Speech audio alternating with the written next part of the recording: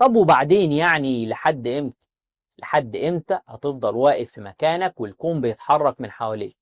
لحد امتى هتفضل تتفرج على فيلم حياتك اللي انت المفروض تكون البطل فيه بس خايف تظهر في اي مشهد؟ لحد امتى هتفضل تحط لنفسك حجج واعذار ومبررات وهي علشان يعني تطمن نفسك وتريح ضميرك وتدي لنفسك مبرر للسكون في مكان؟ لازم تكون فاهم ومدرك كويس ان التأجيل والتأخير والتسويف هم مقبرة لرغباتك، هم نقطة النهاية اللي انت بتحطها بإيدك لأحلامك وطموحاتك. ربنا سبحانه وتعالى يقول في كتابه العزيز: فاعف عنهم واستغفر لهم وشاورهم في الأمر فإذا عزمت فتوكل على الله.